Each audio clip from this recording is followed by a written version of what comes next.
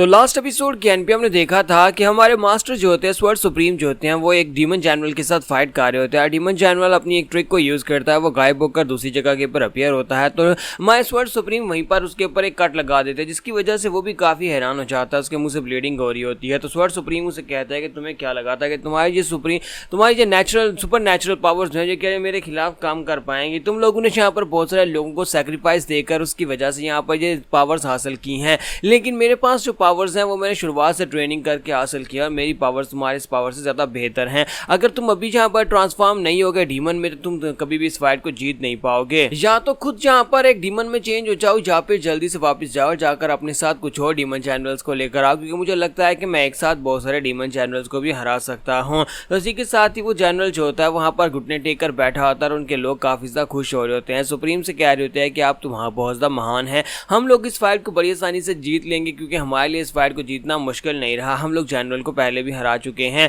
तो जब वो लोग वहाँ पर खुश हो रहे होते हैं, दूसरी तरफ से डिमोनिक साइड के लोग जो होते हैं वो कहते हैं कि ये क्या हम लोग यहाँ पर हार रहे हैं, ऐसा बिल्कुल भी नहीं हो सकता, हमारे डिमोनिक जनरल स्वर्ड सुप्रीम से इतनी आसानी से कैसे हार सकते हैं। तो स्वर्ड सुप्रीम कहते हैं क्या तुम यहाँ पर समझ पा रहे हो, हमारी जीत तो यहाँ पर तय हो चुकी है, सभी लोग यहाँ पर यही बातें कर रहे हैं, तुम्हारे लोग घबरा रहे हैं, तुम्हारे लोग डर रहे हैं, जबकि हमारे लोगों के हौसले बहुत ज़्यादा बढ़ चुके हैं और इसी वजह से हम लोग यहाँ पर इस फाइट को जीत जाएंगे। बात सुनने के बाद जनरल जो होता है कि हंसना शुरू कर देता है और उसे कहता है कि बकवास बंद करो, तुम्हें वाकई में लगता है कि तुम यहाँ पर इस फाइट को जीत सकते हो। मैं अपने लोगों को यहाँ पर यही कहना चाहूँगा कि तुम्हें पैनिक होने की ज़रूरत नहीं है, हमारी फोर्सेस तो यहाँ पर एक जगह के ऊपर इकट्ठी हुई हैं और हम लोग यहाँ पर एक जाल बिछाकर बैठे हुए हैं और 6 लोग उस जाल के अंदर फंस चुके हैं। इस बार को जीतने के लिए नंबर्स की ज़रूरत नहीं है, इस बार को जीतने के लिए टैक्टिक्स की ज़रूरत है। तो स्वर्ड सुप्रीम कहते हैं कि हाँ, हम तुम्हारी बात के ऊपर भरोसा नहीं करने वाले, तुम बस यहाँ पर यह कहकर हमारे लोगों का मोरल खराब करना चाहते हो। अपने आसपास देखो, क्या तुम्हें दिखाई दे रहा है यहाँ पर ऑर्थोडॉक्स अनऑर्थोडॉक्स फैक्शंस के छोटे मोटे सेक्टर्स के हर एक सेक्टर से लोग आए हुए हैं।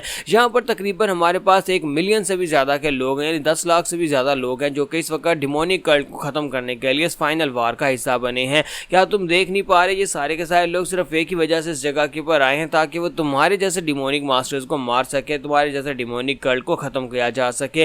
डिमोनिक कल्ट को आज यहाँ पर दुनिया के नक्शे से मिटा दिया जाएगा, इसी वजह से यहाँ पर 1 मिलियन लोग इकट्ठे हुए हैं। तो ये बात सुनने के बाद वो लोग जो होते हैं वहाँ पर काफ़ी ज़्यादा घबरा जाते हैं और कहते हैं कि ये क्या वाकई में यहाँ पर 1 मिलियन लोग आए हैं, इसका मतलब यह है कि डिमोनिक कल्ट तो इस फाइट को हार जाएगा, हमारे पास उतने लोग हैं ही नहीं। तो सभी लोग वहाँ पर चला कर कह रहे होते हैं कि आज हम लोग डिमोनिक कल्ट को ख़त्म कर देंगे, डिमोनिक कल्ट नहीं बचेगा, आज यहाँ पर सभी लोग मारे जाएंगे। जबकि हमारे जनरल फिर से अपने लोगों से कहते हैं कि पैनिक होने की ज़रूरत नहीं है, नंबर्स होने से कोई फ़र्क नहीं पड़ता। ये लोग यहाँ पर इस टेरिटरी में आए हैं, यानी कि जिस इलाके में ये लोग आए हैं वहाँ पर बहुत ही तंग टेरिटरी है, दोनों साइडों के ऊपर माउंटेन्स हैं और बीच में बहुत ही तंग गलियारा है जिसमें से बहुत ही कम लोग आगे आ सकते हैं। तो मिलियन सोल्जर्स होने का तो वो कोई फायदा ही नहीं है। अगर हम लोग यहाँ पर वैली ऑफ डेथ में इनका रास्ता रोक लेते हैं तो हम लोग इन्हें कभी भी आगे नहीं बढ़ने देंगे, ये कभी हमारी मेन फोर्सेस तक पहुंच भी नहीं पाएंगे। और जहाँ पर इनकी 1 मिलियन की आर्मी हो या फिर 10 मिलियन की आर्मी हो, वो तो हमारे सामने बिल्कुल बेकार ही है। तो स्वर्ड सुप्रीम जो होते हैं अपनी तलवार निकालते हैं और कहते हैं कि मुझे लगता है कि तुम बस यहाँ पर अपने सोल्जर्स को एलिमेंट्री टैक्टिक्स के साथ उनको राइज अप करने की कोशिश कर रहे हो, लेकिन अब इससे फर्क नहीं पड़ता।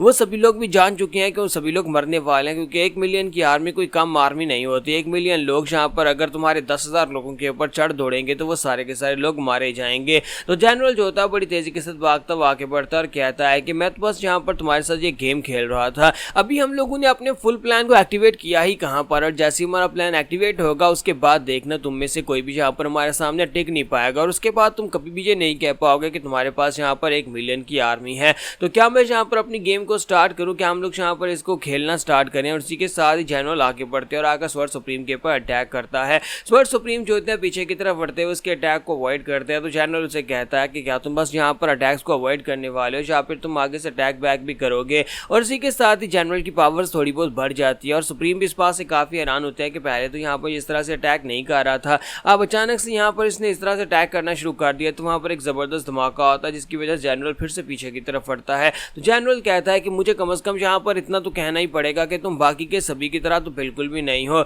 तुम निमोरियम अलायंस के बाकी के सोल्जर से ज़्यादा बेहतर हो, उनके जो होते हैं ग्रेटेस्ट मार्शल मास्टर्स हैं उनमें से ज़्यादा बेहतर हो। तो मैं यहाँ पर तुम्हारे बारे में इतना कह सकता हूँ। तो इसी के साथ ही स्वर्ड सुप्रीम जो होते हैं वो फिर से अपनी पावर्स को रिलीज करते हैं और कहता है कि मुझे तो लगा था कि तुम यहाँ पर अपने डिमोनिक पावर्स को यूज़ करोगे, लेकिन तुम अपनी डिमोनिक पावर्स को यूज़ क्यों नहीं कर रहे। मैं तुम्हें कह भी रहा हूँ कि इस तरह की पालतू ट्रिक्स को यूज़ करते रहे तो तुम इस फाइट को कभी जीत नहीं पाओगे। पाओगे। इसलिए तुम्हें यहाँ पर अपने उन स्पेशल टेक स्किल्स को यूज़ करना पड़ेगा, अपनी स्पेशल सुपर पावर्स को यूज़ करना पड़ेगा जो कि डिमोनिक कल्ट को ज्वाइन करने पर तुम लोगों को मिलती हैं। तो जनरल उसे कहता है कि क्या तुम्हें वाकई में लगता है कि मुझे यहाँ पर तुमसे फाइट करके अपनी जान देने का कोई शौक है? मैंने तुम्हें पहले भी कहा कि इस फाइट में स्ट्रेंथ काम नहीं आने वाली, बल्कि इस फाइट में तो हम लोग टैक्टिक्स का यूज़ करने वाले हैं और अभी हम लोगों ने अपनी चालों को शुरू भी नहीं किया। अभी देखना, मैं तुम्हें यहाँ पर तुम्हारे सामने अपनी पहली चाल को रखूंगा तो तुम हैरान हो जाओगे। और इसी के साथ ही वो अपने पास से एक बॉम्ब निकालते हैं। एक बॉम्ब निकालने के बाद उसे कहता है कि मैं तुम्हें दिखाता हूँ कि हम लोग क्या कर सकते हैं, डिमोनिक कल्ट क्या कर सकता है। तो उस बॉम्ब को निकालने के बाद उसे बाहर की तरफ फेंकते हैं और कहते हैं